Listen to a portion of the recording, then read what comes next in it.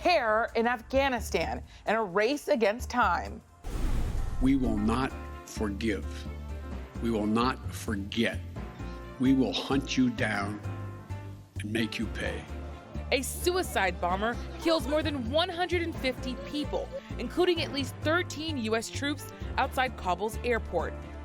President Biden vows to go after the terrorists, but he is sticking to his August 31st deadline to withdraw U.S. service members. Plus, there's no one in the world outside of Joe Biden who thinks we can get everybody out by August 31st. The end of the month will be honest before we know it. And I think that we need to maintain our military presence long enough to get everyone out. The president faces mounting bipartisan criticism and key questions. Will there be more attacks? What's next for the people of Afghanistan? And what may be the political costs of the Biden doctrine? Next. This is Washington Week. Once again from Washington, moderator Yamiche Alcindor. Good evening. Welcome to Washington Week. The crisis on the ground in Afghanistan has turned into a catastrophe. This week, it entered a terrifying new phase. Thursday, we saw the deadliest day for the U.S. military in Afghanistan in more than a decade. At least 13 U.S. service members and more than 150 Afghans are now dead. And today, the president's national security team warned that another terrorist attack is likely. And there are just a few days left before President Biden's deadline to pull out troops. On Thursday, the president addressed the nation. I bear responsibility for fundamentally all that's happened of late. Ladies and gentlemen, it was time to end a 20-year war. Thank you so much. We'll dig into what's happening on the ground and how the president and top leaders are dealing with this dangerous situation. Joining us tonight, Jane Ferguson, special correspondent for the PBS NewsHour, who joins us from Doha, Qatar. And joining me here in studio, Sahil Kapur, national political reporter for NBC News, Ayesha Rascoe, White House correspondent for NPR, and Nancy Youssef, national security correspondent for the Wall Street Journal. Jane, I want to start with you, and I have to start with you. You did such incredible reporting in Afghanistan over the last few days and weeks here. What are your sources telling you about what led to these attacks and how this situation got so dire? Well, if we start with the second part of that question, it's important to remember how vulnerable this spot was. I've never really seen anything like it in all my years of covering conflict. You had thousands and thousands of civilians essentially in the street. This is still an open street around the outskirt of the perimeter of the airport. You had them initially being filtered through by Taliban checkpoints. I mean, those checkpoints weren't really searching people. They weren't really carefully monitoring people or patting people down or anything like that. They were trying to keep the crowds from crushing in and basically causing a stampede towards the gates. Then they would get to American, British, and other allied soldiers who were trying to sort of sort through the crowds, trying to decipher between those who had the right paperwork to come in and could board flights and those who couldn't. It was an enormously difficult task, but they were very much so exposed and standing out in the street effectively, surrounded by these people. It's also worth remembering that ISIS have been menacing Kabul for several years now. They are, of course, sworn enemies of the Taliban. They compete with the group for personnel, resources, territory, and have done for a while now. But whenever they strike the capital, it's very much so a signature move to hit as many civilians as they can. They've hit wedding halls, they've hit schools. This is very much so in keeping with them, but for them to hit American forces and kill American soldiers as well as so many Afghan civilians is a win-win for that group from their perspective. And what's changed when you think about the vulnerable spot that you just described there? What's changed in terms of people's ability to get out? How is that impacting this desperate journey people are trying to take? Well, even before the explosion took place, Yamiche, it was increasingly impossible for people to get into the airport. That was one of the reasons that you had these huge buildups of people, because it was becoming more chaotic. Trying to get into and on flights, it was becoming more difficult in terms of the credentials and paperwork that you needed. By the time I left just the day before the bombing, almost everybody was saying at the gates, at the very same gates where these explosions took place, that you really needed a US passport or a green card or something similar for the other nations and other militaries there to get in. So it was already difficult. Then the Taliban said before the explosion that they were going to stop Afghans even going to the gates and going to the airport. So they started really trying to hold people back. We know that people continue to go. They're still waiting there and hopeful and just desperate, really, to get out of the country. Crossing the borders on land is becoming increasingly difficult. Some people are getting across with smugglers. It's believed that thousands of people have been gathering every day on crossings towards Pakistan, trying to get out of the country, because there's really a sense of foreboding. Initially, people were afraid of the reprisal attacks by the Taliban against them if they had been perhaps members of the security forces or associated with the government or associated with the US military. Well, reprisal attacks is a really concerning issue here, of course. Nancy, what are you hearing from your reporting about future attacks, about the dangers ahead as this mission, this US mission, enters its most dangerous phase? It's a great question and an important one, because as Jane has described in such important detail, the Taliban cannot secure the area leading up to the airport. There are security lapses, and in this case, leading to catastrophic consequences earlier this week. On top of that, you have a U.S. force that is going to start to move out. Remember, there are more than 5,000 U.S. troops based at the airport. They didn't get there in one day, and they won't leave in one day. So now you have a tenuous security situation leading up to the airport. Afghans who know all too well that there are just days left trying to get out. And the U.S. will now try to move out. And so they will be, the U.S. forces, at the most vulnerable point at a time when you could see really challenges on them from a security perspective. Moreover, you've now seen a terror group successfully launch an attack, so there might be an incentive for some of them to try again, feeling that there's an opportunity. So there's a lot of concern throughout Washington about what attacks could look like. Could there be attacks on airplanes going out?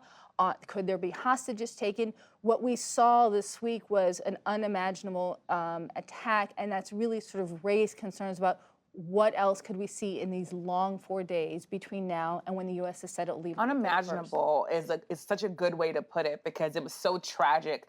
Our hearts were so heavy on Thursday as a country, as a world in some ways. President Biden and military officials have said they're going to go after who's responsible. But what's the feasibility of that as U.S. troops are withdrawing, as resources are leaving Afghanistan? So the key part of the U.S. plan to keep their eye on terror groups in Afghanistan was that they had a U.S.-backed government with a U.S.-trained army and intelligence service in the country. That's all dissipated. That all disappeared on August 15th when the Taliban took over. And so they don't have those eyes and ears on the ground to tell them what are targets that they should be hitting in retaliation for this. So the question becomes, would they then depend on the Taliban to tell them the strikes that they should be doing? Moreover, there's the obvious that they don't have troops on the ground. They don't have the assets to launch such attacks. And so how do you come up with a strike list when you don't have partners on the ground, when the only partners you could use, you have a relationship that is not built on trust, and you don't have the assets that you had in the ground or even nearby to launch an attack? It makes a retaliatory attack, an effective one, I think, very challenging. Ayesha, what are you hearing from the White House officials about President Biden's resolve to stick to this deadline? Everyone I talk to says this is the right thing to do. What are you hearing, especially as the president is taking responsibility for this while also blaming former President Trump? Yeah, he's kind of, what he's trying to do is say, I take responsibility, the buck stops with me, but he's also trying to offer an explanation, and he has taken some hits for that, for saying that, well, look, the former president made this deal, I had to stick to it, or basically laying it out as it was a choice between surging troops to Afghanistan for a war that's been going on for 20 years, or to bring them home, and with the risks that have been faced. And so, but they're going to stick to this timeline. They are saying they are getting out on August 31st. They had been saying over and over again that the risk to U.S. troops grew each day that they were there. That has obviously been borne out. I don't think that they're going to keep them any longer than August 31st because they don't want, they see the risk and they don't want more U.S. troops to be killed. But this is a rare time in Washington where you see someone making a decision, President Biden, that's clearly not politically motivated. He's not doing it because this is helping his poll numbers. It is not. But he clearly fundamentally believes that the U.S. should be out of Afghanistan, and that's what he's doing. He does fundamentally believe that, and this definitely is not polling tested because while a lot of Americans, and the White House says this over and over again, want to see the U.S. get out of Afghanistan, polling numbers, at least in some polls, are showing that people are not liking what they're seeing in terms of how this is being done. Sahil, what's this week revealed about the president's decision-making? I think we are seeing a Biden doctrine come into focus on foreign policy, and that begins with an emphatic rejection of the post-9/11 foreign policy consensus that the United States can and should use military power, use force to invade other countries in pursuit of exporting American democracy there. This is a Joe Biden who once believed in that when he voted to authorize the Afghanistan war, when he voted to authorize the Iraq war, and he's come to the completely opposite conclusion that it cannot be done and it shouldn't be done. And I think that's why his resolve has been so steely to continue the withdrawal plan in the face of enormous criticism.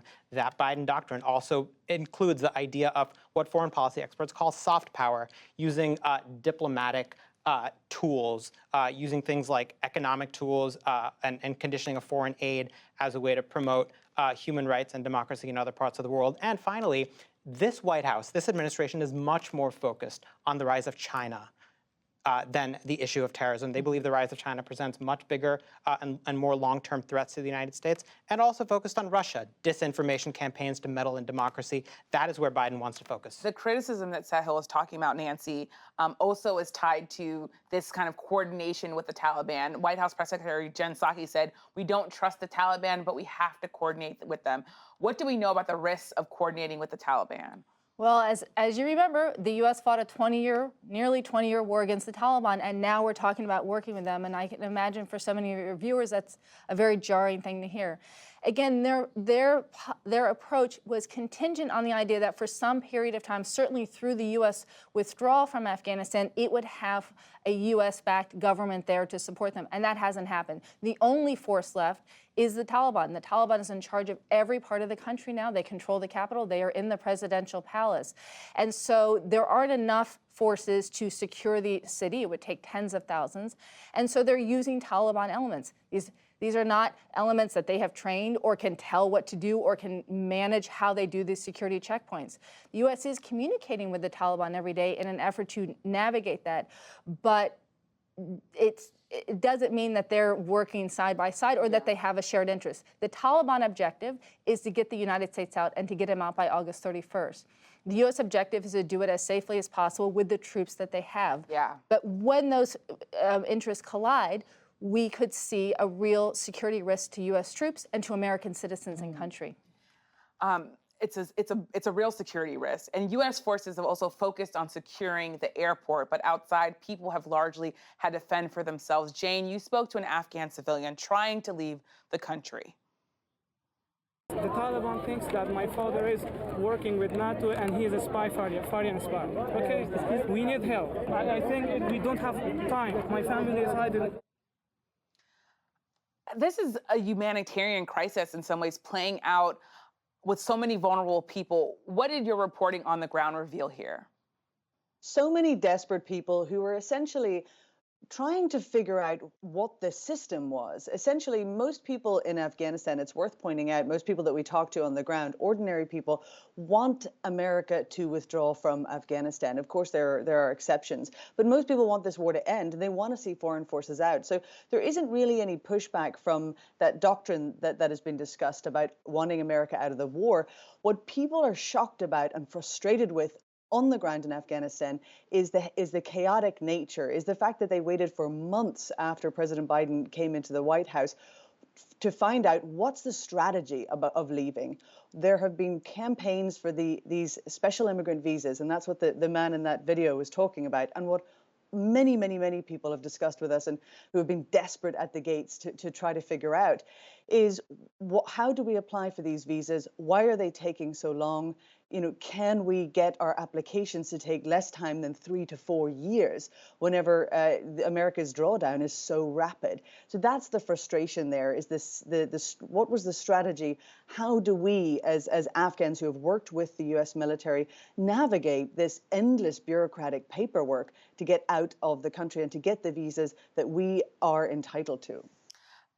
I want to ask a quick follow-up, which is, you did this story, Jane, about children who have gone missing in Afghanistan, children that have been left behind. Just tell us a little bit about that, because that's such a critical part of this crisis.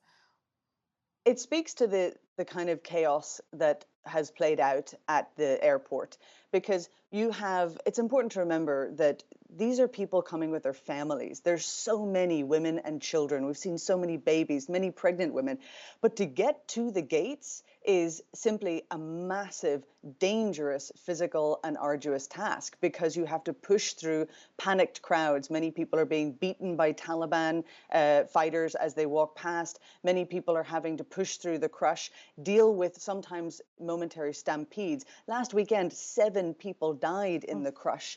So essentially, it's very easy to see when you're standing on the ground there how someone could lose a small child. And once they've been separated, it's extremely difficult to find everybody. I mean, there's no cell phone service. It's chaotic. And so, for the soldiers, the American soldiers, they're trying to find, and I saw this with British soldiers as well, finding children at the gate alone and just trying to take care of them. But there's a language difference. These are upset children, tiny tots sometimes. It's something that I'm sure very few soldiers have ever had to deal with before.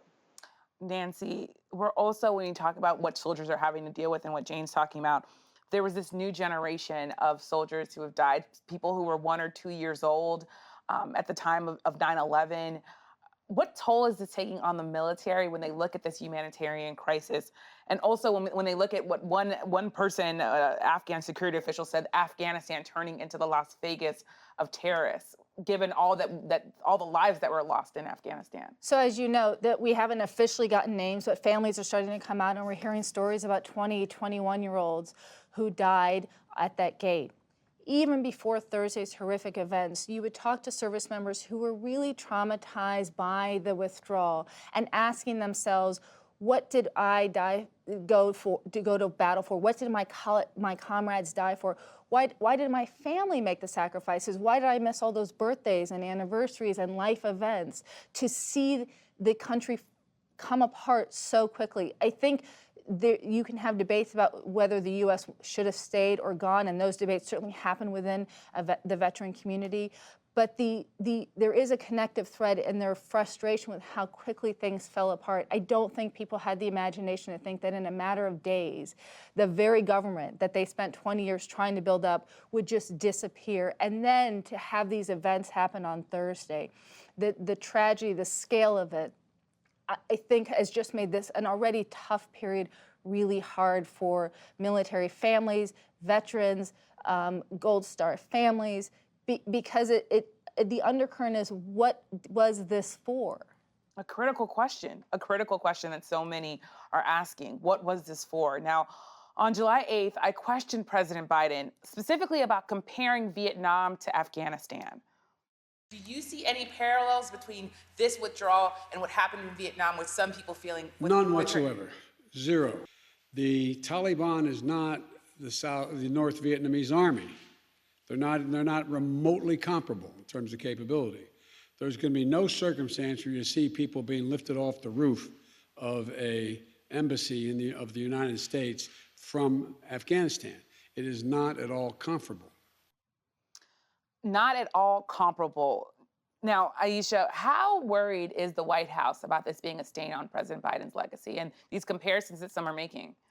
Right now, they're trying to brush it off by putting and using really an old school, what I would call, this is a 20-year war, an old school argument, basically saying the troops are fighting right now. It's not time to be critical. It's time to focus on the troops. This is for the troops. And when they get home, we'll figure out all this other stuff, which is kind of what you heard going into this war. It just focused on the troops.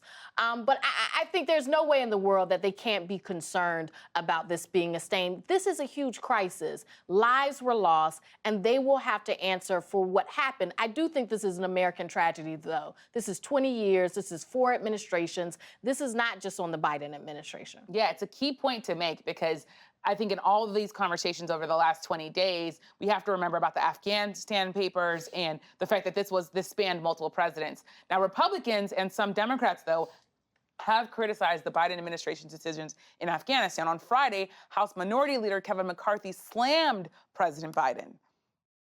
To be commander-in-chief, you need the faith, the trust, and the confidence of the American public. President Biden lost all 3 of those yesterday. The Senate Foreign Relations Committee Chairman Bob Menendez, a Democrat, released a statement saying, quote, "I am disappointed that the Biden administration clearly did not accurately assess the implications of a rapid U.S. withdrawal."